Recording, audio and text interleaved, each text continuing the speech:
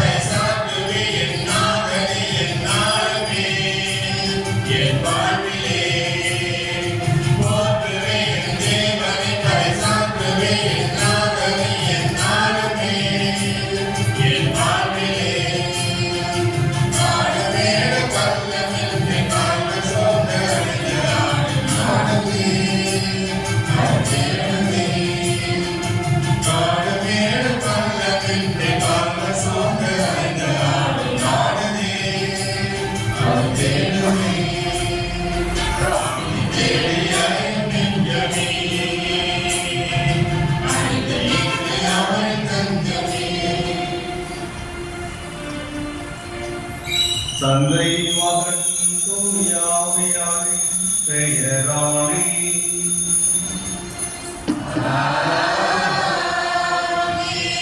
நம் ஆண்டவராகிய இயேசு கிறிஸ்துவின் அருளும் கடவுளின் அன்பும் தூயாவியாரின் நட்புறவும் உங்கள் அனைவரோடும் இருப்பதாக.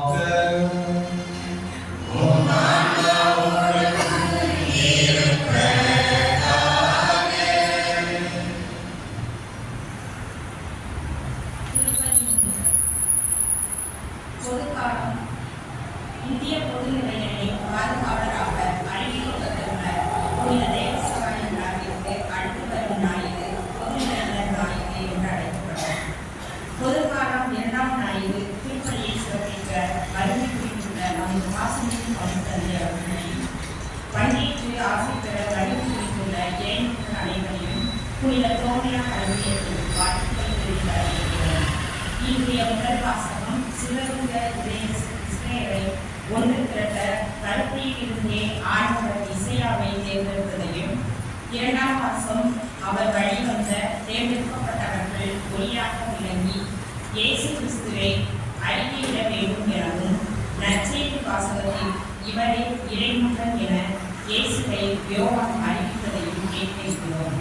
நாமும் நமது உறவுகள், சொந்தங்கள், சமுதாயத்திலும் பல்வேறு காரணங்களால் சிதறுண்டு கிடக்கும் உள்ளங்களை ஒன்று சேர்த்து இறையன்பின் ஆட்சியை உருவாக்க இப்பணியில் இணைந்து கொண்டாடுகிறோம்.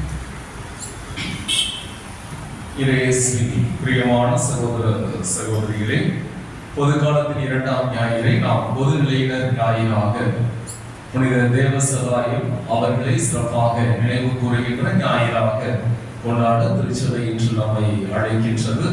புனித தேவசகாயம் நம்மை போல சாதாரண ஒரு குடும்பத்தில் பிறந்து பொதுநிலையினராக இருந்த அவர் ஆண்டவர் இயேசுவின் மீது கொண்ட பற்றின் காரணமாக, நம்பிக்கையின் காரணமாக தன்னுடைய வசதி வாய்ப்புகள், தன்னுடைய பதவி என அனைத்தையும் துறந்து அந்த ஆண்டவரை இயேசுவை ஏற்றுக்கொண்டார் என்ற ஒரே காரணத்துக்காக பல துன்பங்களுக்கு உள்ளாகி அவர் அதிலே தன்னுடைய நம்பிக்கையிலே அவர் உறுதியாக இருந்து தன்னுடைய வாழ்வை தியாகம் செய்தார்.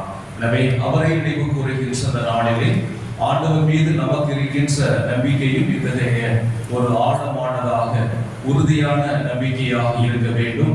இயேசுவுக்காக சில தியாகங்களை செய்து சில இழப்புகளை நாம் செய்ய முன்வர வேண்டும் என்பதை உணர்ந்தவர்களாக அதற்கான அருள் வேண்டி இந்த பணியில் நாம் பங்கேற்போம்.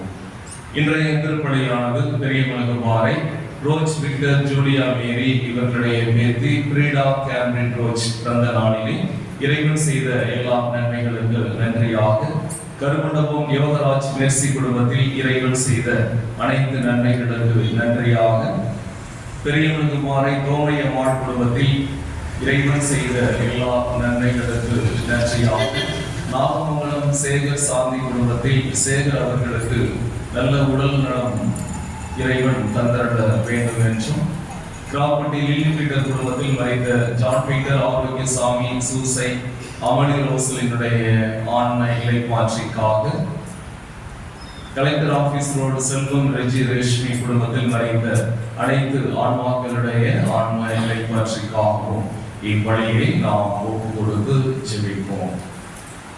சிறப்பாக இந்த வழியில் நாம் தொடங்க இருக்கின்ற பீட பணிகள் சிறப்பாக இன்று நாம் நம்முடைய சந்தியாவுடைய சக்தி வாய்ந்த சந்தியாவுடைய இந்த சுரூபத்தை நாம் இடமாற்றம் செய்ய இருக்கின்றோம். எனவே இந்த நிகழ்வுகள் சிறப்பாக நடைபெற வேண்டும் என்று சந்தியாகுவர் நம்மோடு உடனிருந்து நம்மை நமக்காக என்றென்றும் பற்றி பேசி நாம் கேட்கின்ற வரங்களை பெற்று தந்திட வேண்டும் என்று நாம் தொடங்க இருக்கின்ற பணிகள் எல்லாமே சிறப்பாக அமைய வேண்டும் என்று இந்த வழியில் ஜெபிக்க உங்களை நான் அன்போடு அழைக்கின்றேன். வழியின் தூய வரை நிகழ்வுகளை கொண்டாட நாம் தகுதி பெற பொருட்டு நாம் பாவங்களை ஏற்றுக் கொடுப்போம். எல்லாம் வல்ல இறைவனிடமும்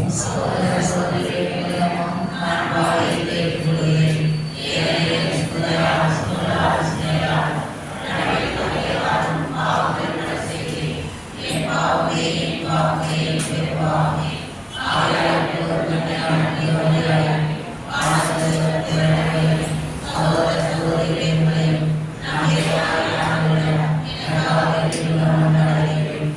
எல்லாம் வல்ல இறைவன் நாம் எதிரங்க வைத்து நம் பாவங்களை மன்னித்து நம்மை நிலை வாழ்வுக்கு அழைத்து செல்வாராக.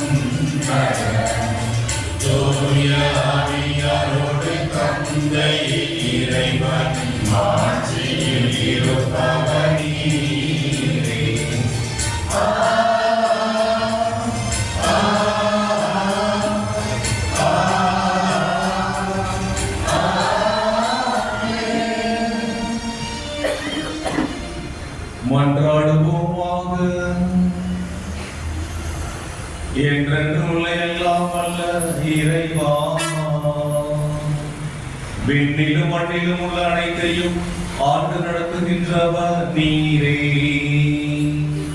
உமக்களின் வேண்டல்களை இரக்கத்துடன் கேட்டு எங்கள் வாழ்நாட்களில் உமது அமைதியை அளித்தருளீராக. உமோடு தூய ஆவியாரின் ஒன்றைப்பில் இறைவனா என்றென்றும் வாழ்ந்து ஆட்சி செய்கின்ற அவர் வழியாக உம்மை மன்றாடுகின்றோம்.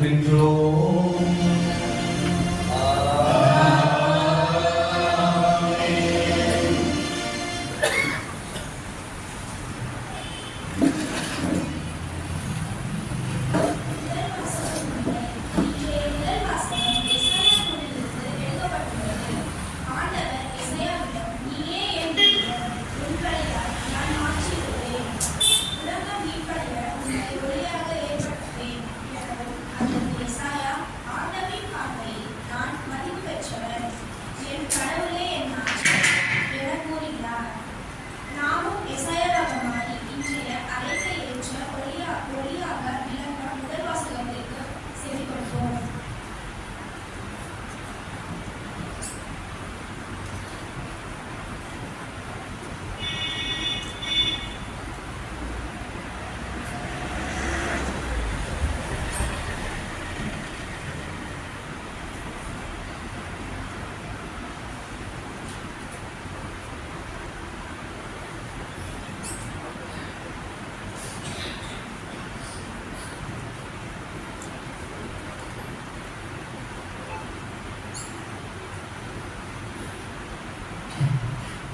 முதல் வாசகம்.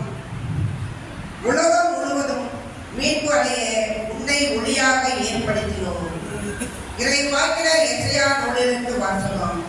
அதிகாரம் 49 இறை வார்த்தைகள் 3:5 முதல் 6 முடிய.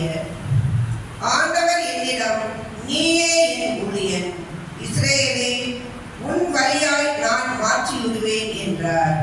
யாக்கோப்பை தன்னிடம் கொண்டு வரவும், சிதறுண்ட இஸ்ரேலை ஒன்று திரட்டவும் கருப்பையில் இருந்தே ஆண்டவர் என்னை தம் ஊழியனாக உருவாக்கினார்.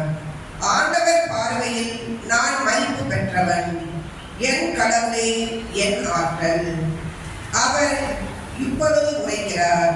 அவர் கூறுவது, யாக்கோப்பின் குலங்களை நிலைநிறுத்துவதற்கும் இஸ்ரேலில் காக்கப்பட்டோரை திருப்பி வளர்வதற்கும் நீ என் ஊழியனாக இருப்பது எளிதென்றும், உலகம் முழுவதும் என் மீட்பை அடைவதற்கு நான் உன்னை பிற இனத்தாருக்கு ஒளியாகவும் ஏற்படுத்துவேன். ஆண்டவர் வழங்கும் அருள்வாக்கு.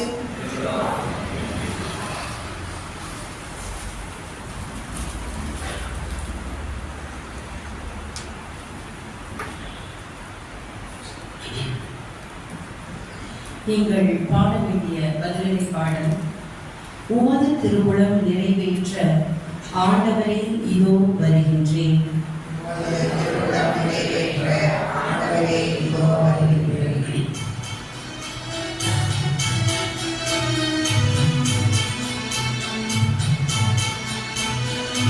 உமது திருவுளம் நிறைவேற்ற ஆண்டவரே இதோ வருகின்றேன்.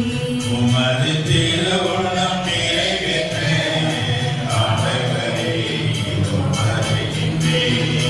உமது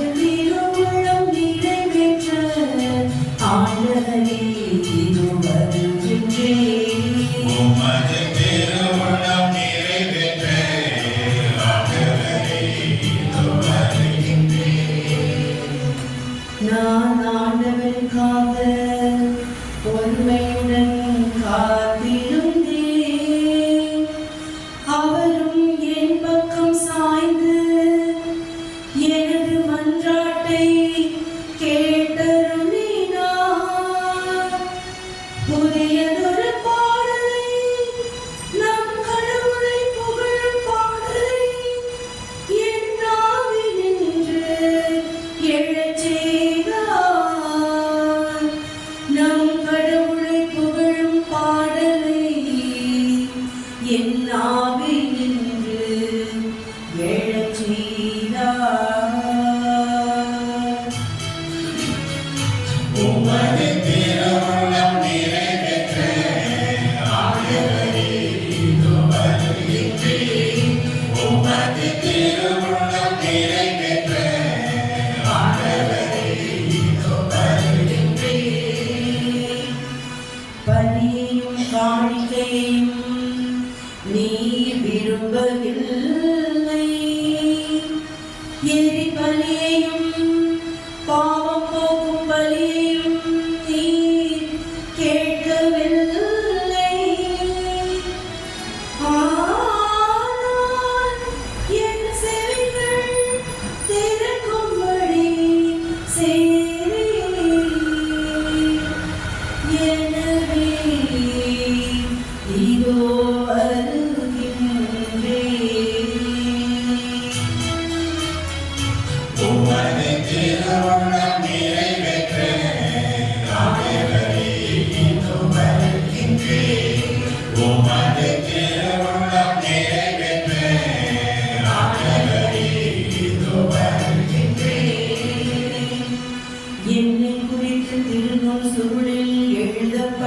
உள்ளது. என் கடவுளே, உமது திருவுளம் நிறைவேற்றுவதில் நான் மகிழ்ச்சி அடைகின்றேன். உமது திருச்சட்டம் என் உள்ளத்தில் இருக்கின்றது என்றே நான் என் நீதியை நீர் நிலைநாட்டிய நற்செய்தியை மாபெரும் சபையில் அறிவித்தேன். நான் வாயை மூடிக்கொண்டிருக்கவில்லை. ஆண்டவரே, நீர் இதை அறிவீர்.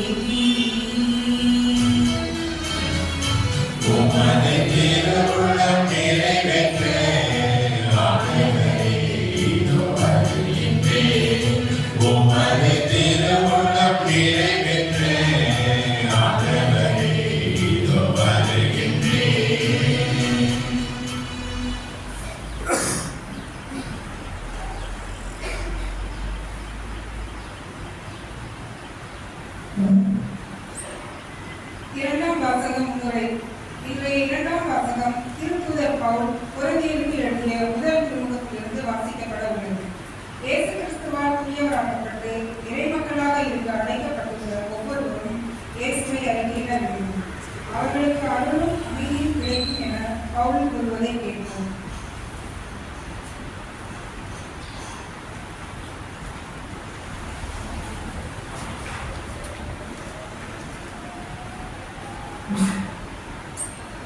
இரண்டாம் வாசகம்.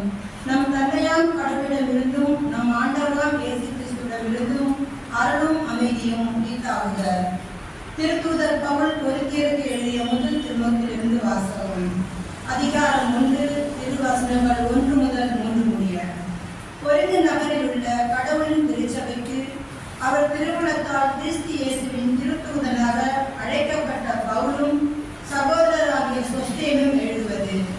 இயேசு கிறிஸ்துவோடு இணைக்கப்பட்டு தூயோராக்கப்பட்டு இறைமக்களாக இருக்க அழைக்கப்பட்டுள்ள உங்களுக்கும் எல்லா இடங்களிலும் நம் ஆண்டவர் இயேசு கிறிஸ்துவை அறிக்கையிடும் யாவருக்கும் நம் தந்தையாம் கடவுளிடமிருந்தும் ஆண்டவர் இயேசு கிறிஸ்துவிடமிருந்தும் அருளும் அமைதியும் உரித்தாகுக. இயேசு கிறிஸ்து நமக்கு மட்டும் அல்ல, அனைவருக்கும் ஆண்டவர். இது ஆண்டவர் வழங்கும் நல்வாக்கு.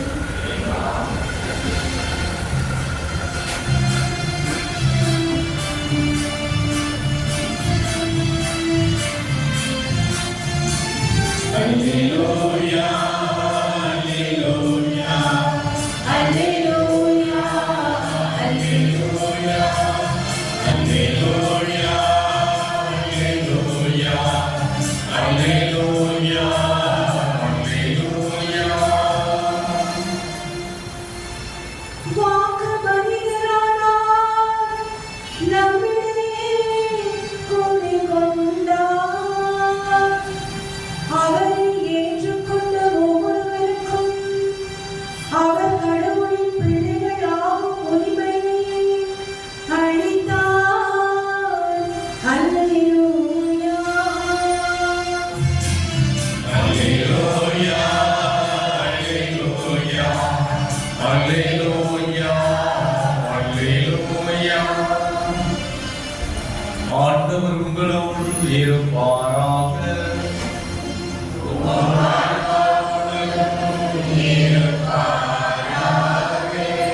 யோவான் எழுதிய தூய நற்செய்தியிலிருந்து வாசகம்.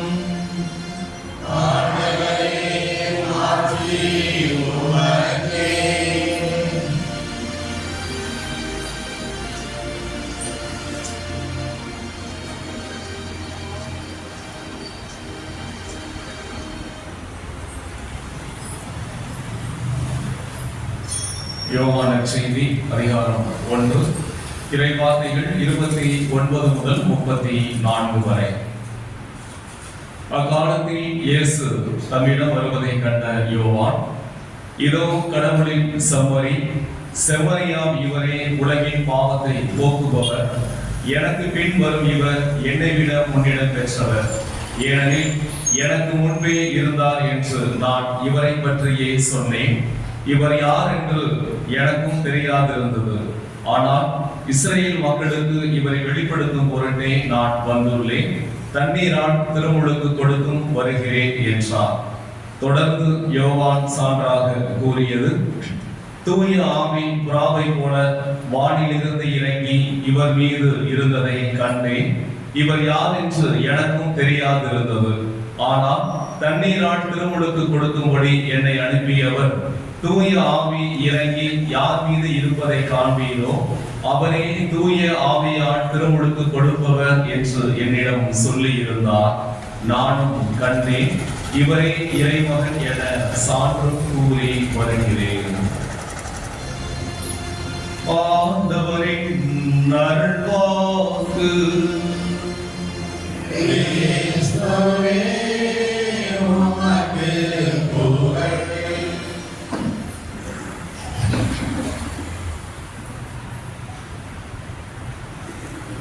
இறையேசுவில் பிரியமான சகோதர சகோதரிகளே, டென்மார்க் நாட்டில் கோகன்பேகன் என்ற நகரில் இவாஞ்சலிக்கல் லூத்தரன் கோவில் ஒன்று இருக்கின்றது. இந்த ஆலயத்திலே ஒரு அழகான இயேசுவின் திருவுருவ சுரூபம் அமைந்திருக்கின்றது. அந்த சுரூபத்தை வடித்தவர் பெர்டல் டொர்னால்ட்சன் என்ற சிற்பி. எனவே அது செய்யப்பட்ட அந்த பின்னணியை நாம் உருவாக்கப்பட்ட அந்த பின்னணியை எடுத்து பார்க்கின்ற பொழுதும் அதை ஒரு பளிங்குகளில் செய்ய அவர் முயற்சிக்கின்றார். அப்போது அதற்கு முன்னதாக ஒரு களிமண்ணால் அதற்கான அச்சை அவர் உருவாக்குகிறார். அவர் செய்ய நினைத்த அந்த இயேசுடைய அந்த சுரூபம் என்பது இந்த உலகத்தை வெற்றி கொண்ட இயேசு விண்ணக தந்தையிடம் நோக்கி செல்வது போல அந்த வான் நோக்கி அந்த முகமும் இரு கைகளும் அவரை நோக்கி உயர்ந்திருப்பதாக இப்படியான ஒரு அழகான அச்சை அந்த களிமண்ணால் படித்து அது காய வேண்டும் என்பதற்காக தன்னுடைய கலைக்கூடத்தில் வைத்துவிட்டு அவர் அடுத்த நாள் வந்து பார்க்கின்றார். அந்த இரவு அந்த பனிக்காற்று அதிகமாக வீசி அந்த களிமண் இன்னும் மேலும் ஈரமாகி அந்த சுரூபமானது சற்று மாறிவிட்டது. வான் நோக்கி இருந்த அந்த முகமானது அது அப்படியே அந்த சிரம் தாழ்த்தி அது அப்படியே கீழ் நோக்கி மக்களை பார்ப்பதாக, அந்த இரு கரங்களும் உயர்ந்து இருந்த அந்த கரங்களும் மக்களை அரவணைப்பது போல இப்படியாக அந்த சுரூபம் மாறி இருந்தது. வந்து பார்த்த அந்த சிற்பிக்கு பெர்டலுக்கு ஒரு ஆச்சரியம், ஒரு அதிர்ச்சி இருந்தது. தான் வடிவமைத்த மாடல் சுரூபம் என்பது இப்படி இல்லையே, என்ன இப்படி இருக்கிறதே என்று அவர் யோசிக்கின்றார். ஆனால் சுற்றி வந்து அதை தொடர்ந்து பார்க்கின்ற பொழுது அதுவும் ஒரு அழகாக இருப்பதாக அவர் உணர்கின்றார். எனவே ஒரே இரவில் அதாகவே மாற்றம் அடைந்த இந்த சுரூபமும் அது நன்றாகவே இருக்கிறது என சொல்லி இப்படியாக அந்த பளிங்குகளில் அந்த சுரூபத்தை அவர் வடிக்கின்றார். 1836ஆம் ஆண்டு அது அங்கே வைக்கப்பட்ட அந்த சுரூபம் அப்படியே தான் இருக்கிறது. பெரிய அளவில் அதை பற்றி யாரும் எதுவும் சொல்லவில்லை. ஆனால் 1896ஆம் ஆண்டு அமெரிக்காவிலே இந்த சுரூபங்களை பற்றிய ஒரு கட்டுரைகளை எழுதுகின்ற பொழுது நான் பார்த்த மிக அழகான சுரூபம் என்பது டென்மார்க் நாட்டில் இந்த ஆலயத்தில் இருக்கின்ற இந்த சுரூபம் என்று அதில் சொல்லப்பட்டது. பலரும் அதை சென்று பார்த்து இதுதான் மிக அழகாக அமைந்திருக்கிறது என சொல்லி அதை ஏற்றுக்கொண்டு உலகில் பல இடங்களில் அந்த சுரூபத்தை வைக்கின்றார்கள். வான் நோக்கி அந்த தந்தையை நோக்கிய முகமும் இந்த இரு கரங்களும் தந்தையை நோக்கி உயர்ந்திருக்கின்ற அத்தகைய இயேசுவை விட அந்த கீழே அந்த மக்களை பார்க்கின்ற அந்த முகத்தோடு மக்களை அரவணைக்கின்ற அப்படிப்பட்ட அந்த கைகளோடு இருக்கிற அந்த ஆண்டவர் இயேசுவையே, அந்த இயேசுதாமே உங்கள் எப்படிப்பட்ட இயேசுவை மக்களுக்கு நான் அறிமுகப்படுத்த வேண்டும் என இயேசுவிடம் ஒரு கேள்வி வைத்தால், நான் மக்களோடு இருக்கின்ற மக்களை அரவணைக்கின்ற அப்படிப்பட்ட அந்த சுரூபத்தையே நீங்கள் வையுங்கள் என்றுதான் அந்த இயேசு சொல்லுவார் என அந்த ஆசிரியர் இப்படியாக அந்த நிகழ்வை முடிக்கின்றார். அன்பார்ந்தவர்களே, ஆண்டவர் இயேசுவை அறிமுகப்படுத்துகின்ற அல்லது அந்த ஆண்டவர் இயேசு நமக்காக எல்லாவற்றையும் தியாகம் செய்கின்றார் என்பதை, நம்மோடு உடன் இருக்கின்றார் என்பதை அந்த சுரூபமானது நமக்கு அழகாக நமக்கு காட்டுகிறது. நாம் பார்க்கின்ற பாடுபட்ட சுரூபமும் அந்த இரண்டு கைகளையும் பிரித்தவராக ஆண்டவர் இயேசு அந்த சிலுவையிலே தொங்குவது, அந்த அந்த அந்த சுரூபம் என்பது ஆண்டவர் இயேசு நமக்காக இந்த உலகுக்காக தன்னுடைய உயிரையே அவர் தியாகம் செய்தார் என்பதை அந்த சுரூபம் நமக்கு காட்டுகிறது. எனவே அப்படிப்பட்ட ஒரு அறிமுகத்தை தான் இன்றைய நற்செய்தியில் நாம் பார்க்கின்றோம். யோவான் ஆண்டவர் இயேசுவை இந்த தன்னுடைய சீடர்களுக்கும் அங்கிருந்த மக்களுக்கும் அறிமுகப்படுத்துகின்றார். இவரே கடவுளின் ஆட்டுக்குட்டி, கடவுளின் ஆட்டுக்குட்டியாம் இவரே உலகின் பாவத்தை போக்குபவர் என்று, கடவுளின் செம்மறி என்ற இப்போது இந்த புதிய இந்த வார்த்தையில் அது மொழிபெயர்க்கப்பட்டுள்ளது. பழைய வார்த்தை என்பது கடவுளின் ஆட்டுக்குட்டி என்று அவர் அறிமுகப்படுத்துகின்றார்.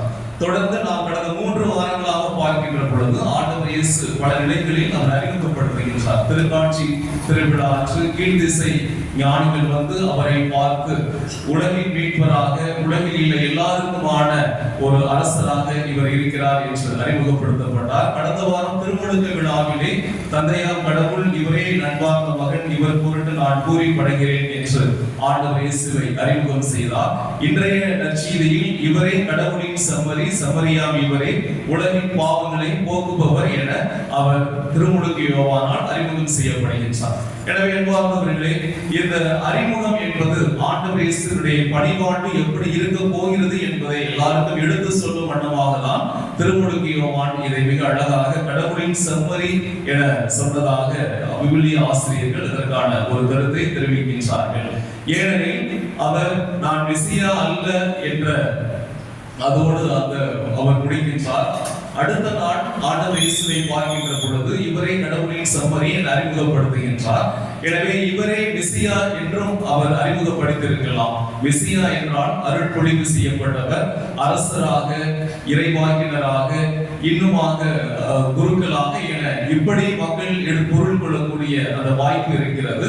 ஆனால் கடவுளின் செம்மறி அல்லது கடவுளின் ஆட்டுக்குட்டி என சொல்லுகின்ற பொழுது அந்த ஆட்டுக்குட்டி அதோடு சேர்ந்து அது பலியாதல், அது விருந்தில் பகிரப்படுதல் என இப்படியாக மக்களுக்காக பணி செய்ய இருக்கின்ற அந்த ஆண்டவர் இயேசுவை மிக துல்லியமாக திருமுழுக்கு யோவான் அறிமுகப்படுத்தியதாக. ஏற்கனவே ஆட்டுக்குட்டி என்பது அந்த இஸ்ரேல் மக்கள் அவர்கள் ஒவ்வொரு ஆண்டுமே பாஸ்கா விழாவின் போது அந்த ஆட்டுக்குட்டியின் இரத்தத்தை தங்களுடைய அந்த கதவு நிலைகளிலே அவர்கள் அந்த தெளிப்பதன் அந்த வழியாக, அதனுடைய அந்த ஞாபகப்படுத்துதலின் வழியாக அந்த செம்மறியா அந்த இரத்தம் அந்த தன்னுடைய முன்னோர்களை அது பாதுகாத்தது. எனவே இப்படியாக இந்த ஆண்டவர் இயேசு இவரும் செம்மறியாக ஒரு ஆட்டுக்குட்டியாக கடவுளிடம் நம்மை பலியாக்குகின்ற பொழுது அவர் நம்மை அந்த பாவ நிலையிலிருந்து பாதுகாக்கின்றார். நமக்காக தம்மையே அவர் பலியிட போகிறார் என்பதை குறிக்கும் வண்ணமே திருமுழுக்கு யோவான் கடவுளின் செம்மறி என ஆண்டவர் இயேசுவை அறிமுகம் செய்ததாக கூறுகின்றார்கள். எனவே அன்பார்ந்தவர்களே, ஒரு அறிமுகம் என்பது மிக முக்கியமானது. பொதுவாக ஆங்கிலத்தில் இது ஒரு அழகான இந்த ஒரு வார்த்தையை நாம் கேள்விப்பட்டிருப்போம், நாமே அதிகம் சொல்லி இருப்போம். The first impression is the best impression என்று. முதலில் ஒரு நபரை நாம் எப்படி பார்க்கின்றோமோ அதுதான் நம்முடைய மனதில் அது அதிகமாக இருக்கும். நாம் பார்க்கின்ற ஒரு நண்பராக இருந்தாலும் சரி, நாம் செல்லுகிற ஒரு பள்ளியாக இருந்தாலும் சரி, ஏதோ ஒரு புதிய இடமாக இருந்தாலும் சரி, முதலில் நாம் என்ன பார்க்கின்றோமோ, எதை கேட்கின்றோமோ அது நம்முடைய மனதில் ஆழமாக பதியும். எனவே அப்படிதான் இந்த ஒரு முதல் அறிமுகமாக தன்னுடைய சீடர்களுக்கு திருமுழுக்கு யோவான் அறிமுகப்படுத்துகின்ற பொழுது கடவுளின் செம்மறி என ஆண்டவர் இயேசுவினுடைய அந்த பணிவாழ்வில் முழுவதுமாக அவர் அறிமுகப்படுத்துகின்றார். எனவே அன்பார்ந்தவர்களே, இன்று நாம் நம்மை எப்படி மற்றவர்களுக்கு அறிமுகப்படுத்த நினைக்கின்றோம், இன்று நம்முடைய அந்த வாழ்வு எப்படி இருக்கிறது என்பதை இதன் பின்னணியிலும் நாம் சிந்திக்க அழைக்கப்படுகின்றோம். ஏனெனில் நாம் கடவுளுடைய பிள்ளையாக நாம் இருக்கின்றோம். கடவுள் நம்மை ஒரு விதத்தில் தன்னுடைய பணிக்காக நம் அனைவரையுமே அழைத்திருக்கின்றார். இந்த உலகில் நாம் நலமாக வாழ வேண்டும், சந்தோஷமாக இருக்க வேண்டும் என்பது கடவுளுடைய விருப்பமாக இருந்தாலும் அந்த நம்முடைய அந்த சந்தோஷத்தில், மகிழ்ச்சியில் ஆண்டவருடைய அன்பு பணிகளை நாம் செய்ய வேண்டும் என்பதிலும் ஆண்டவர் நமக்கான ஒரு அழைப்பை தருகின்றார். அதைதான் இன்றைய முதல் வாசகத்தில் என் வழியாக அந்த இஸ்ரேல் மாட்சியிலும் இஸ்ரேல் ஒளி பெறும் என்று அந்த எசாயாவுக்கு ஆண்டவர் உரைப்பதை நாம் பார்க்கின்றோம். எனவே இப்படியாக அந்த ஆண்டவருடைய அந்த அழைப்பின் வழியாக, ஆண்டவர் வழியாக அந்த இஸ்ரேல் எப்படி மாட்சி அடைகிறதோ அதே போலதான் நாம் அனைவருமே கடவுளுக்கு மாட்சி சேர்க்கும் வகையில் நம்முடைய செயல்பாடுகள் இருக்க வேண்டும். அதற்கு நம்மை பற்றிய அந்த எண்ணங்களும் நம்முடைய செயல்பாடுகளும் அது மிக சரியானதாக இருக்க வேண்டும் என்பதையும் நாம் பார்க்கின்றோம். இன்றைய முதல் வாசகத்திலே எசாயா இறைவாக்கினர் சொல்லுகின்ற பொழுது, ஆண்டவர் பார்வையில் நான் விலையேற பெற்றவன், மதிப்பு மிக்கவன் என்ற அந்த ஒரு இறைவார்த்தையை நாம் பார்க்கின்றோம். எனவே கடவுள் பார்வையில் இந்த உலகில் இருக்கின்ற நாம் எல்லாருமே மதிப்பு மிக்கவர்களாக இருக்கின்றோம். அப்படி இருக்க வேண்டும் என்றுதான் கடவுள் ஆசைப்பட்டு நாம் ஒவ்வொருவரையுமே இந்த உலகில் படைத்திருக்கின்றார். நாம் ஒவ்வொருவருமே இந்த உலகில் சில நல்ல ஒரு நம்முடைய விடுமியங்களை விட்டு செல்ல வேண்டும்.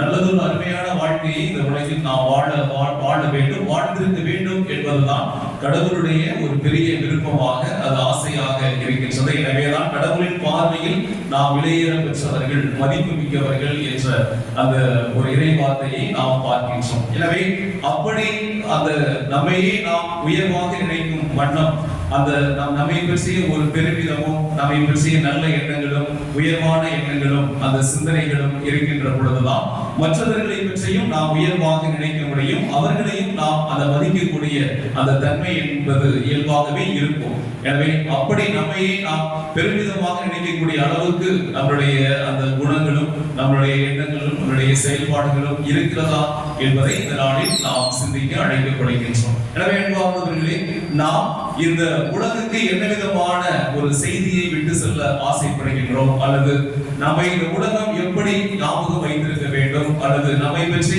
மற்றவர்களுக்கு சொல்லும் போது எப்படி அறிமுகப்படுத்த வேண்டும் என்ற அந்த ஒரு சிந்தனையை நாம் பார்க்கின்ற பொழுது, பொதுவாகவே இன்றைய உலகம் என்பது ஒரு விளம்பர உலகமாக இருக்கிறது.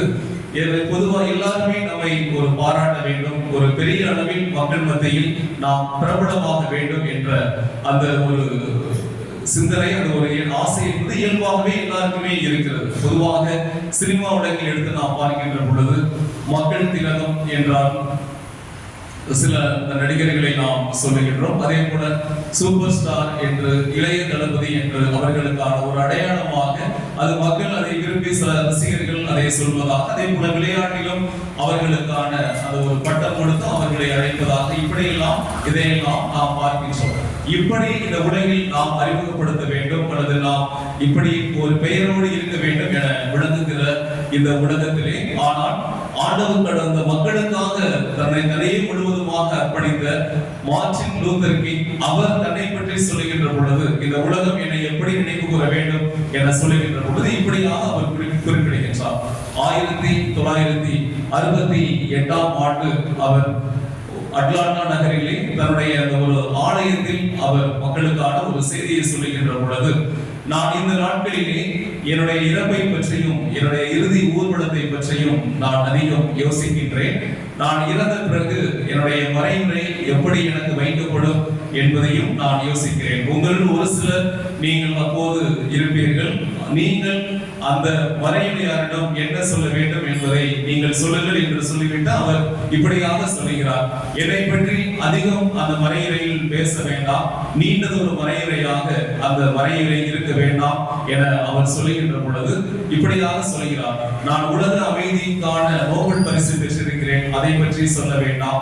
இன்னும் பல விருதுகளை நான் வாங்கி இருக்கிறேன், அதை பற்றி எல்லாம் சொல்ல வேண்டாம். ஆனால் இந்த மக்களுக்காக நான் வாழ முயற்சித்தேன்.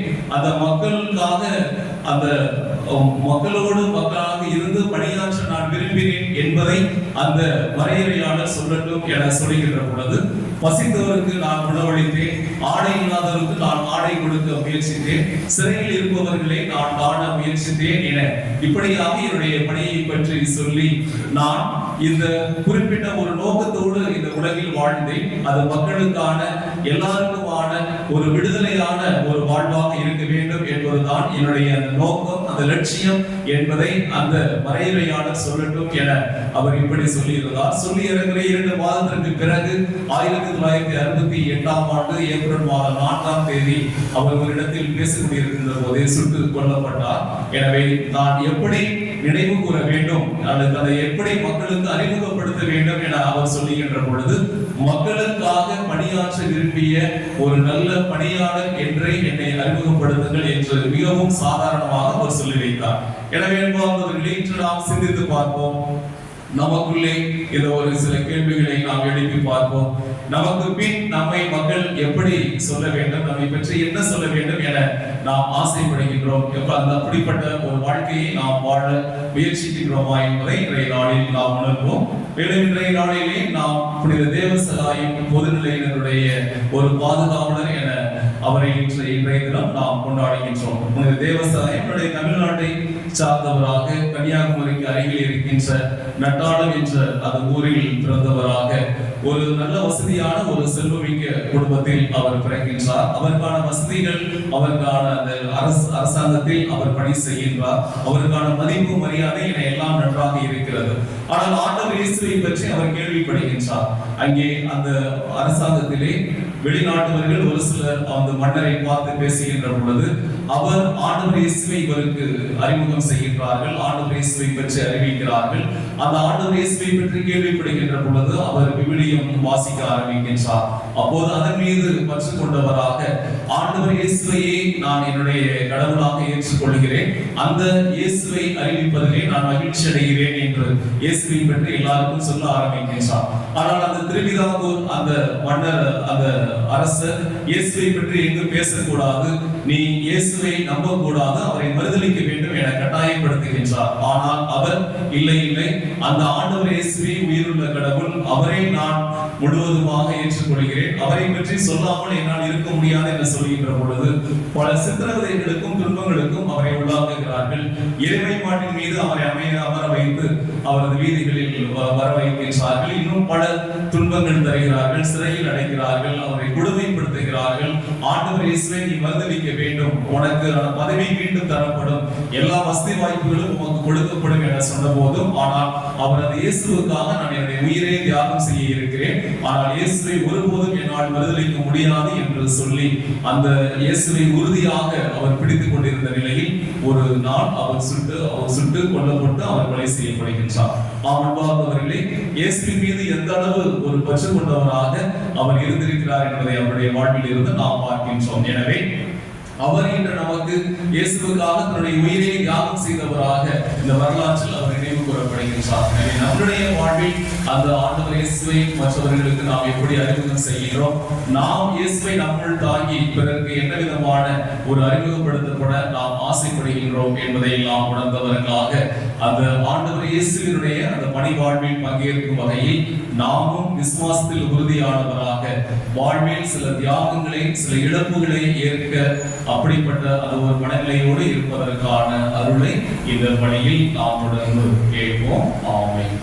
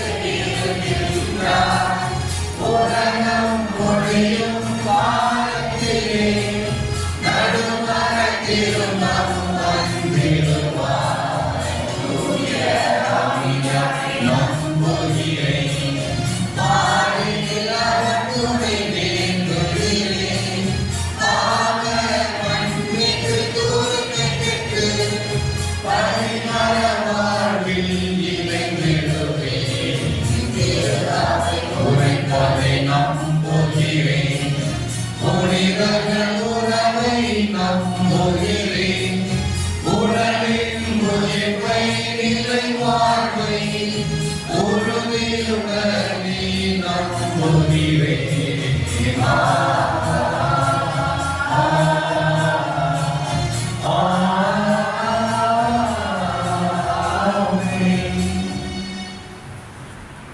அன்புமிக்க சகோதர சகோதரிகளே, எல்லாம் உள்ள தந்தையாம் இறைவன் மக்கள் அனைவரும் மீட்பு அடையவும் உண்மையின் நிறை அறிவை பெறவும் விரும்புகின்றார். முழு மனதுடன் அவரை நோக்கி தன்னுடைய மன்றாட்டுகளை முன்வைத்து ஜெபிப்போம்.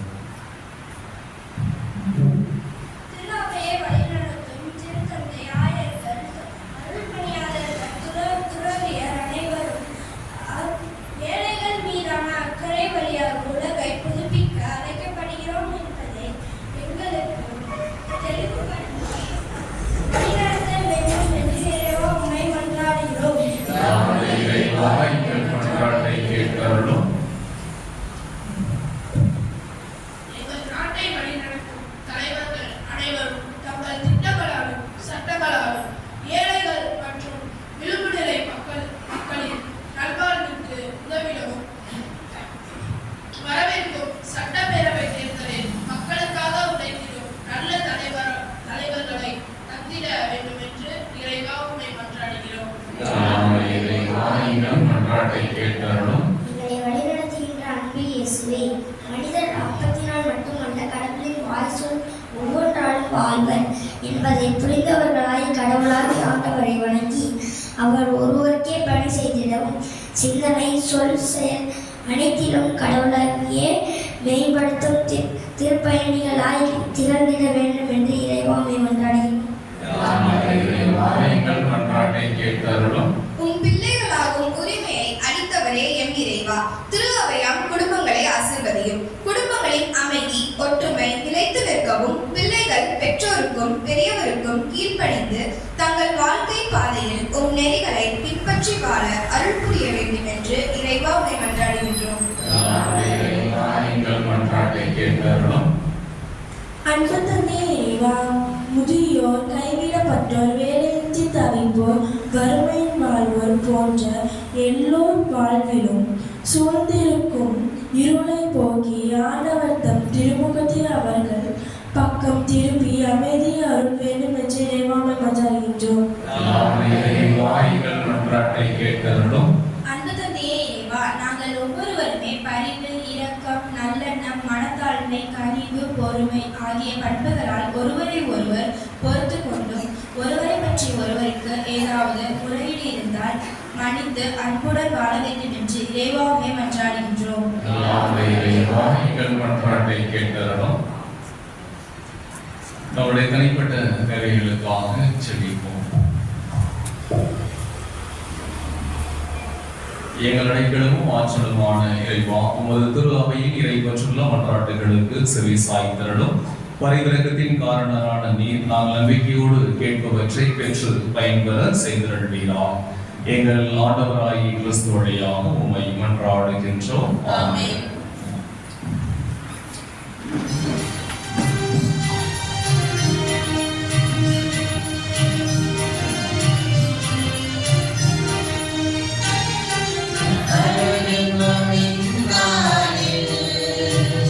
நன்றி காணி பெற்றருகின்றோம்.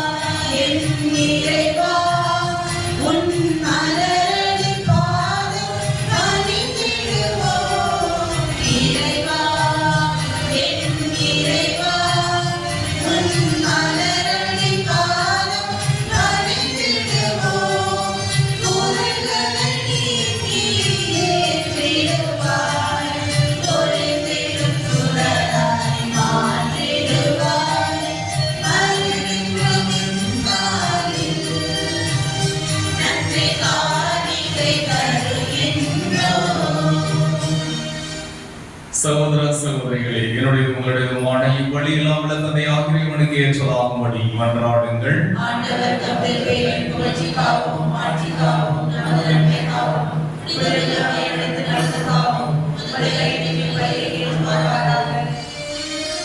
ஆண்டவரை எப்பொழுதெல்லாம் இவ்வழி நினைவு கொண்டாடப்படுகின்றதோ அப்பொழுதெல்லாம் எங்கள் மீட்பின் செயல் நிறைவேற்றப்படுகின்றது. எனவே நாங்கள் இம்மறை நிகழ்வுகளில் தகுதியுடன் பங்கேற்க எங்களுக்கு அருள் புரிவீராக. எங்கள் ஆண்டவராகிய கிறிஸ்து வழியாக உம்மை மன்றாடுகிறோம்.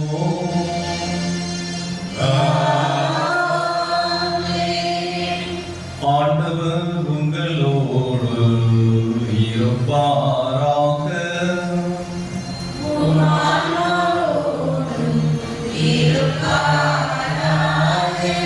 இதயங்களை மேலே எழுப்புங்கள்.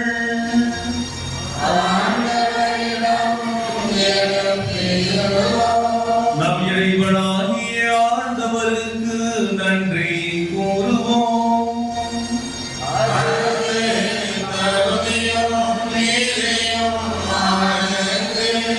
ஆண்டவரே தூயவரான தந்தை என்றுமுள்ள எல்லாம் வல்ல இறைவா, எங்கள் ஆண்டவராகிய கிறிஸ்து வழியாக எந்நாளும் எவ்விடத்திலும் நாங்கள் உமக்கு நன்றி செலுத்துவது மெய்யாகவே தகுதியும் நீதியும் ஆகும். எங்கள் கடமையும் மீட்புக்கு உரிய செயலுமாகும்.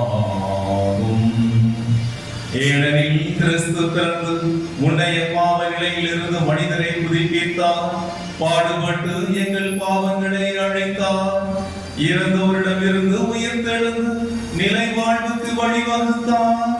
தந்தையே அவர் உம்மிடம் ஏறி வந்து விண்ணகத்தின் கதவுகளை திறந்து வைத்தார்.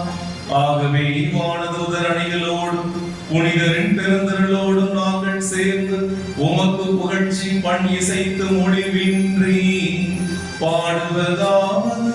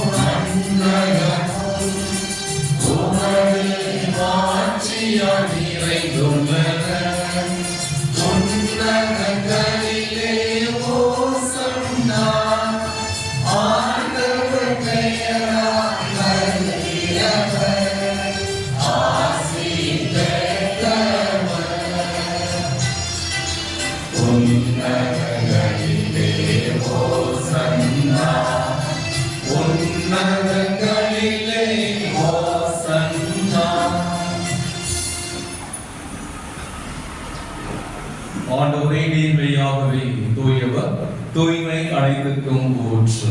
ஆகவே உம்முடைய ஆவியை பொழிந்து இக்காணிக்கைகளை தூய்மைப்படுத்த உம்மை வேண்டுகின்றோம். இவ்வாறு எங்கள் ஆண்டவர் இயேசு கிறிஸ்துவின் உடலும் இரத்தமுமாக எங்களுக்கு இவை மாறுபடமாக. அவர் பாடுபடவுடன் கணிந்து தம்மை கையளித்த போது அப்பத்தை எடுத்து என்று செலுத்தி அதை விட்டு தாம் சீடர்களுக்கு அழைத்து கூறியதாவது: அனைவரும் இதிலிருந்து பெற்று உண்ணுங்கள், ஏனெனில் இது உங்களுக்காக கையளிக்கப்படும் என் உடல்.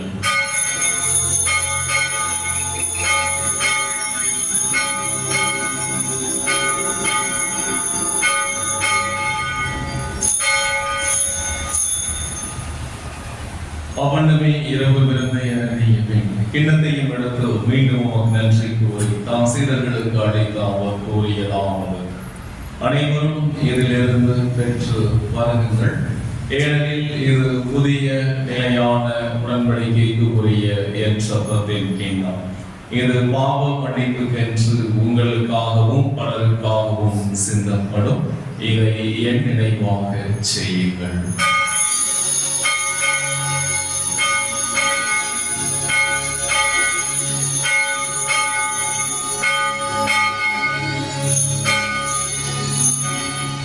நம்பிக்கையின் மறை பொருள்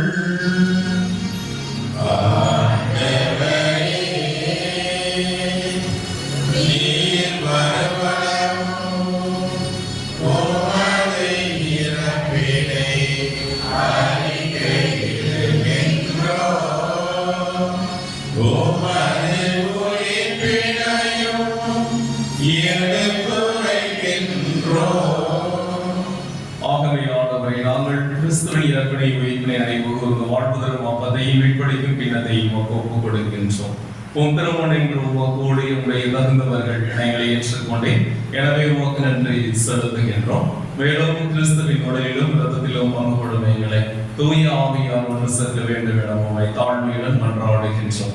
ஆண்டவரை உலகெங்கும் பரவி இருக்கும் உமது திரு அவை நினைவு கூர்ந்தனும் எங்கள் திருத்தந்தை லியோ, எங்கள் ஆயர் ஆரோக்கியராஜ் எல்லாந்திரநிலையில ஆகிய அனைவரோடும் உமது திரு அவை அன்பில் நிறைவு பெற செய்திடணும். சிறப்பாக இவ்வழியில் ஒன்று கூடி ஜெபிக்கின்ற எங்கள் ஒவ்வொருவரையும் திருப்படி ஒப்புக் கொடுத்து ஜெபிக்கின்ற குடும்பங்களையும் திருவழிபாட்டை சிறப்பிக்கின்ற அன்பிய குடும்பங்களையும் நிறைவாக ஆசீர்வதியும். சிறப்பாக இந்த நாட்களில் நாம் தொடர்ந்து ஜெபிப்பது போல நாம் தொடங்க இருக்கின்ற இந்த பீடப்பணிகள் மிக சிறப்பானதாக அமைய வேண்டும். உடைய வழிகாட்டுதல் எங்களோடு நிறைவாக இருந்து எங்களை வழிநடத்த வேண்டும். உடைய திருமணத்திற்கு உட்பட்டதாக எங்களுடைய இந்த எல்லா செயல்பாடுகளும் இருக்க வேண்டும்.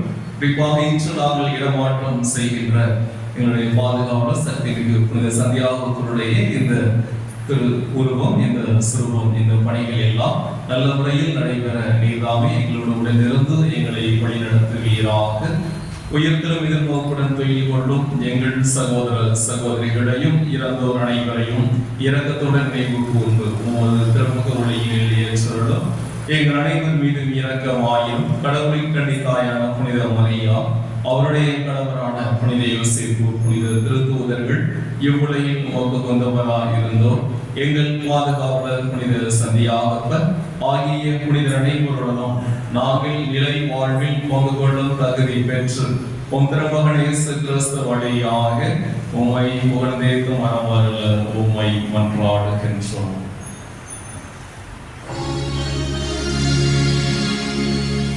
இவர் வழியாக இவரோடு இவரின் எல்லாம் வல்ல இறைவனாகிய தந்தையே, தூய ஆவியாரின் ஒன்றிப்பில் எல்லா புகழும் மாட்சியும் என்றென்று உமக்கு உரியதே.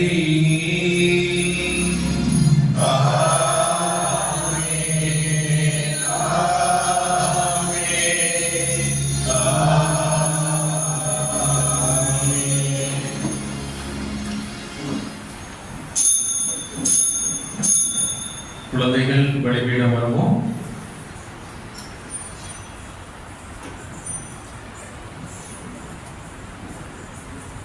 வாங்க.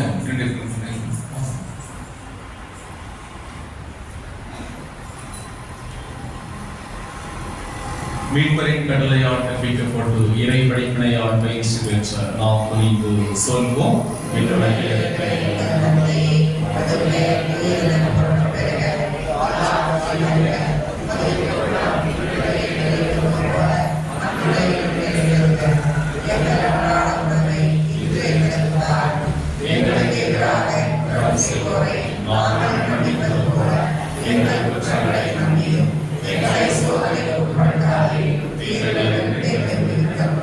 ஆண்டவரை தீமை அனைத்திலிருந்தும் எங்களை விடுவித்து எங்கள் வாழ்நாளை அமைதியை கனிவுடன் அருளும் உம்மை மன்றாடுகின்றோம். உமது இரக்கத்தின் உதவியால் நாங்கள் பாவத்திலிருந்து எப்போது விடுதலை பெற்ற யாதொரு கலக்கமும் இன்றனமாயிருப்போமா. நாங்கள் எதிர்நோக்கி இருக்கும் பேரின்பத்திற்காகவும் எம் மீட்பராகிய இயேசு கிறிஸ்துவின் வருகைக்காகவும் ஆசீர்வதிக்கின்றோம்.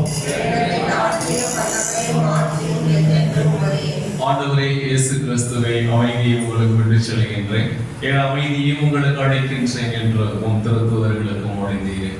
எங்கள் பாவங்களை பாராமல் உமது திரு அவை நம்பிக்கையை கண்ணோக்கி உமது திருவிடத்திற்கு ஏற்ப அதற்கு அமைதி ஒற்றுமையும் அளித்தருளினார். என்றென்று வாழ்ந்து ஆட்சி செய்கின்றவர் நீரே. ஆண்டவருடைய அமைதி உங்களோடு என்றும் இருப்பதாக. ஒருவருக்கொருவர் அமைதியை பகிர்ந்து கொள்வோம்.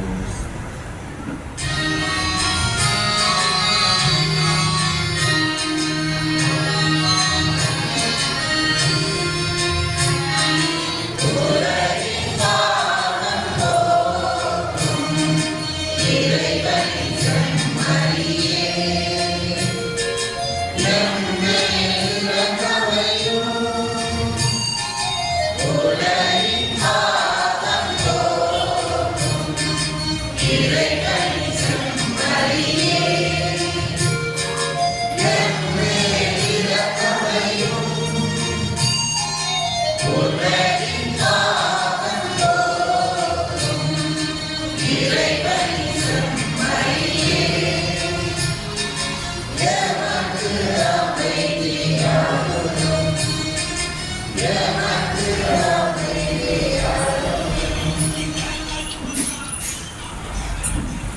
கர்த்தராகிய இயேசு கிறிஸ்துவின் உட்கொள்ளும் உத்தரவுகளும் பிறருக்கும் நீதி தீர்க்கும் தண்டனைக்கும் உள்ளாகவும் ஒரு பரிவர்த்தத்தாலும் வலது கோடலுக்கும் பாதுகாப்பாகவும் இதோ இறைவனின் சபரி உலகின் பாவங்களை போக்குகின்றவர். இந்த சபரியின் திருவிருந்தில் பங்கு கொள்ள அழைக்க பெற்ற நாம் அனைவரும் பேறு பெற்றோம்.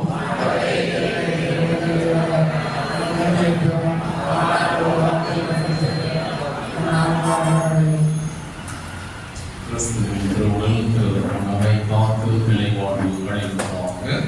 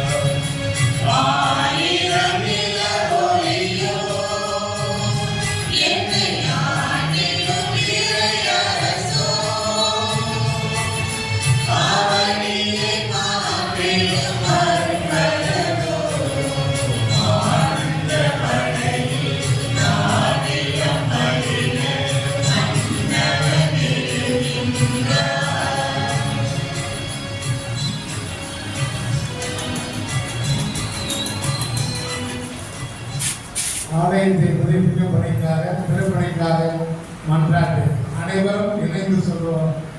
பேரிறக்கம் நிறைந்த என் தாயும் தந்தையுமாக கிடைப்பவா பெரிய விளக்குமாரின் சந்தியாகத்தை திருத்தல இறை சமூகமாக நீர் எங்களை அழைத்து ஆசீர்வதித்து பராமரித்து காத்து வழிநடத்தி வரும் உமது பேரன்பை எண்ணி உம்மை போற்றுகிறோம். உமக்கு நன்றி செலுத்துகிறோம். என் திருத்தல திருவிழாவின் பொன்விழா ஆண்டில் எம் ஆலயத்தை புதுப்பிக்க நாங்கள் திட்டமிட்டுள்ள பணியை உம் திருப்பாதம் சமர்ப்பிக்கின்றோம். ஆசீர்வதியும் பங்கு மக்கள் மற்றும் பக்தர்களின் ஆன்மீக வாழ்வை புதுப்பித்தலின் அடையாளமாக இப்பணி உமது திருவிழத்திற்கேற்ப அமைவதாக. இப்பணிக்கான நிதி ஆதாரம் உள்ளிட்ட அனைத்து தேவைகளையும் நீரே எங்களுக்கு நிறைவேற்றி தந்தருவீராக. இத்திருப்பணிக்கு நாங்கள் ஒவ்வொருவரும் எங்களால் இயன்ற அளவுக்கு பொருளுதவி செய்வதற்கான நல்மனதையும் தாராள உள்ளத்தையும் தாரும். இப்பணியில் பங்கேற்கும் அனைவரும் உமது பேரன்பையும் உள்ள அமைதியையும் பெற்று மகிழ்வார்களாக. புனித ஆரோக்கிய அன்னையின் அருட்காவலும் புனித சந்தியாகப்பரின் பரிந்து பேசுதலும் எமக்கு என்றும் கிடைப்பதாக. எங்கள் ஆண்டவராகிய இயேசு கிறிஸ்து வழியாக உம்மை மன்றாடுகிறோம். ஆமென்.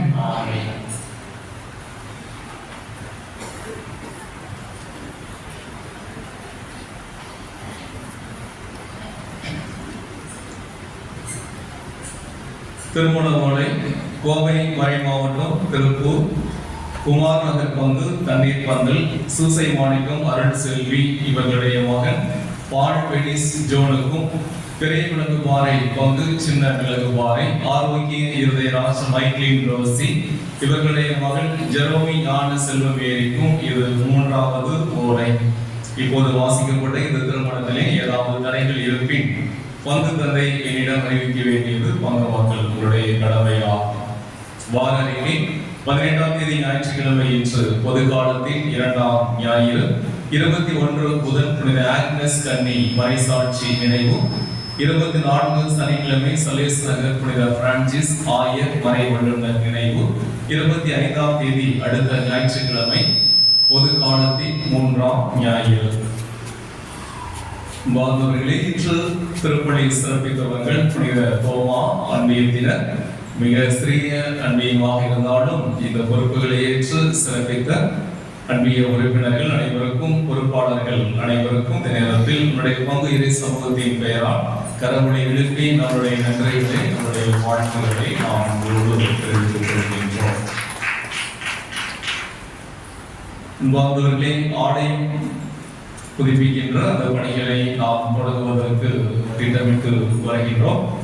குறிப்பாக இந்த நாட்களில் நம்முடைய சந்தியாகப்பருடைய இந்த திருவுருவம் இந்த சுரூபத்தை நாம் இங்கிருந்து இதற்காக ஏற்பாடு செய்யப்பட்டுள்ள ஸ்டேஜில் நாம் வைத்து இனிமே திருப்பணி என்பது அங்கிருந்து தான் இனி ஒவ்வொரு நாளும் மற்றும் வெள்ளிக்கிழமை ஞாயிற்றுக்கிழமை என திருப்பணிகள் முடியும் வரை நம்முடைய திருப்பணிகள் எல்லாமே அங்கே இருக்கும். எனவே நம்முடைய பணிகள் எல்லாம் சிறப்பாக அமைய வேண்டும் என்று தொடர்ந்து நீங்கள் ஜெபியுங்கள். இதற்கான நன்கொடைகளையும் உங்களை நோக்கி வருகின்ற பொழுது நீங்கள் தாராளமாக கொடுத்து உதவுமாறும் உங்களை நான் அன்போடு கேட்டுக்கொள்கின்றேன்.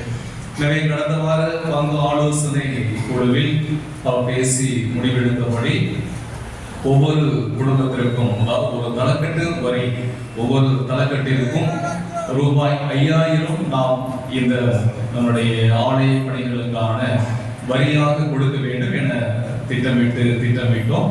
எனவே அதன்படி அன்பிய பொறுப்பாளர்கள் உங்களை நோக்கி வருவார்கள். அவர்களிடமே இந்த 5000 ரூபாய் கொடுத்து உங்களிடமும் அந்த உங்களுக்கான அந்த ஒரு உதவி கேட்டு உங்கள் ஒவ்வொரு அன்பியத்திற்குமே ஒவ்வொரு குடும்பத்திற்குமே உங்களுக்கு ஒரு கடிதம் உங்களுக்கு வழங்கப்படும். அன்பிய பொறுப்பாளர்களிடம் அந்த அட்டை இருக்கும். எனவே அந்த அட்டையில் நீங்கள் முடிந்தவர்கள் நீங்கள் ஒரே தவணையாக 5000 ரூபாய் நீங்கள் கொடுங்கள். இயலாதவர்கள் மாதமாக 1000 2000 என நீங்கள் மே மாதத்திற்குள் அந்த எல்லாவற்றையுமே இந்த வரியை நீங்கள் கொடுத்து உதவும்படி உங்களை நான் அன்போடு கேட்டுக்கொள்கின்றேன். எனவே இதை பற்றி இன்னும் அடுத்தடுத்த நாட்களிலே நாம் இன்னும் விலாவரியாக சொல்ல இருக்கின்றேன். ஆனாலும் முதல் கட்டமாக ஒவ்வொரு குடும்பத்திற்கும் ரூபாய் 5000 ரூபாய் வரி. ஒரு குடும்பத்தில் 2 குடும்பம் நீங்கள் சேர்ந்து இருந்தாலும் சரி, அந்த ஒரு வீட்டில் அந்த 2 குடும்பமாக நீங்கள் ஒவ்வொரு குடும்பத்திற்கும் 5000 ரூபாய் நீங்கள் கட்ட வேண்டும். எனவே இந்த பணிகளை நாம் ஒவ்வொருவருமே தாராள உள்ளத்தோடு நாம் செய்வோம். இதில் நம்மளுடைய பங்களிப்பு என்பது அவசியமாக இருக்க வேண்டும். எனவே அந்த அடிப்படையிலே இதை நாம் பேசி முடிவெடுத்திருக்கின்றோம். எனவே இந்த பணிகள் சிறப்பாக அமைய தொடர்ந்து செபிக்குமாறும், இந்த நாட்களில் உங்களுடைய மற்ற செலவுகளை சற்று குறைத்துக் கொண்டு இந்த ஒரு ஜூன் மாதம் வரை நம்முடைய பணிகளுக்காக நீங்கள் உதவி செய்யுமாறும் உங்களை நான் அன்போடு கேட்டுக்கொள்கின்றேன். கடந்த வார காணிக்கை 18,990 ரூபாய். மரங்களின் வகுப்புகள் வழக்கம் போல செயல்படும். எனவே பிள்ளைகள் சற்று உற்சாகமாக நீங்கள் கலந்து கொள்ள உங்களை அன்போடு அழைக்கின்றேன். அனைவரும் எழுந்திருப்போம்.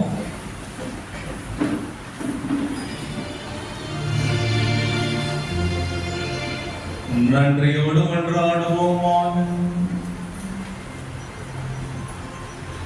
ஆண்டவரே, உமது அன்பின் ஆவியை எங்கள் மீது பொழிந்தருளும். இவ்வாறு ஒரே விண்ணக உணவால் நிறைவு பெற்ற நாங்கள் ஒரே பரிவிரக்கத்தால் ஒருமனப்பட்டிருக்க செய்தருளும். எங்கள் ஆண்டவராகிய கிறிஸ்து வழியாக உம்மை மன்றாடுகிறோம்.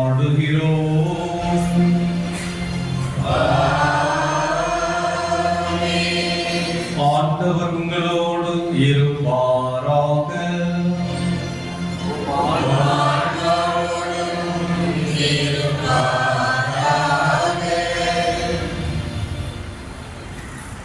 ஆண்டவரே, எல்லாம் வல்ல இறைவா, உடல் ஆன்ம வாழ்வு அனைத்துக்கும் ஊற்றும் தொடக்கமும் நீரே. இத்தண்ணீரை புனிதப்படுத்தியருளும் உம்மை வேண்டுகின்றோம். எங்கள் பாவங்களுக்கு மன்னிப்பு வேண்டவும், எல்லா நோய்களையும் ஆற்றலின் சூழ்ச்சிகளையும் எதிர்த்து உமது அருளின் பாதுகாப்பை அடைவோம். நாங்கள் இத்தண்ணீரை நம்பிக்கையுடன் பயன்படுத்துகின்றோம். ஆண்டவரே, உமது இரக்கத்தின் உதவியால் உயிருள்ள தண்ணீர் எங்களில் பொங்கி எழுந்து மீட்பு அளிப்பதாக. இவ்வாறு நாங்கள் தூய இதயத்தோடு உம்மை அணைக்கு வந்து எங்கள் உடலுக்கும் ஆன்மாவிற்கும் வரும் இடர்கள் அனைத்தையும் விளக்குவோமாக. எங்கள் ஆண்டவராகிய கிறிஸ்து வழியாக உம்மை மன்றாடுகின்றோம். எல்லாம் வல்ல இறைவா, தண்ணீர் வளர்கிற அதில் ஒப்பிட வேண்டும் என்று இறைவாய்ந்த எல்சா வழியாக கற்பித்து உமது படைப்பு பொருளாகிய இந்த உப்பை பரிவிரக்கத்துடன் புனிதப்படுத்தியருள உம்மை தாழ்மையுடன் வேண்டுகின்றோம். ஆண்டவரே, உப்பு கலந்த தண்ணீர் தெளிக்கப்படும் இடமெல்லாம் தீயோனின் தாக்குதல் அனைத்தும் தோல்வியில் செய்வீராக. உம் தூய ஆவியாருடன் இருந்து எங்களை இடையராது காத்தருள்வாராக. எங்கள் ஆண்டவராகிய கிறிஸ்து வழியாக உம்மை மன்றாடுகின்றோம். எல்லாம் வல்ல இறைவன் தந்தை, மகன், தூய ஆவியார் நம் அனைவருக்கும் ஆசி அளிப்பாராக.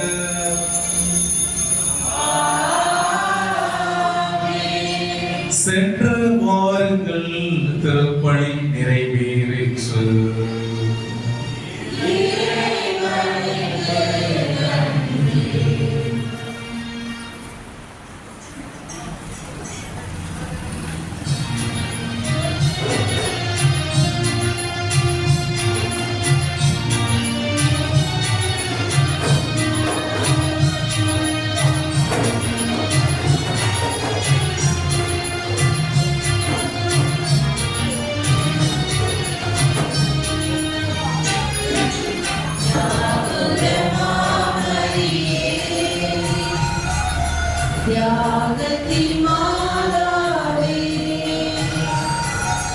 சிலுவை அடியிலே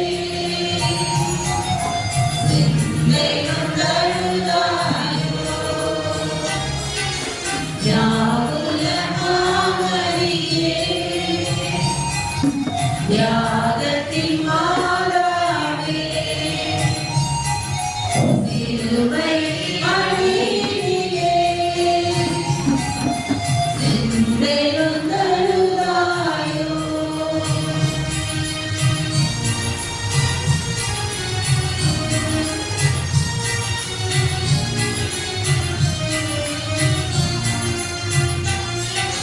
பன்னீர் வயலில் ஆலயத்தில் அன்று அறிஞர் புகழ்ந்தவரை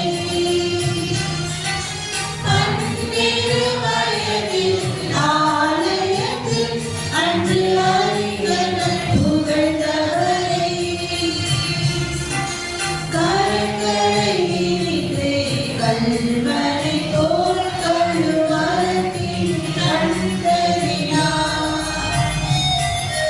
யாகுல மாமரியே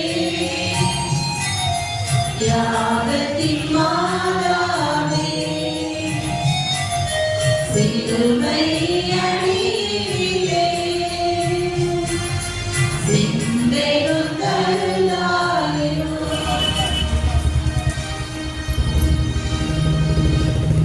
நிறைவான புகழுக்குரிய உரிமைமிகு நற்கருணைக்கு எல்லா காலமும் ஆராதனையும் புகழும் மாட்சியும் உண்டாகவே கடவுளுக்கே. இறைவனின் உண்மையாப்பதன் கனிவரி இதற்காக வேண்டிக்கொள்ளும் அடுத்த பூசை பிரே இதற்காக வேண்டிக்கொள்ளும் சந்தியாக பிரே இதற்காக வேண்டிக்கொள்ளும் புனித குடியர்களே இதற்காக வேண்டிக்கொள்ளும் மகன் தூய ஆவியின் பெயராலே ஆண்டவரை போற்றுவோம். தேவா நன்றி. சம்பாதவர்களே, அடுத்த வாரம் திருப்பலி சிறப்பிக்கவர்கள் புனித சந்தியாகரர் அண்டியத்தினர்.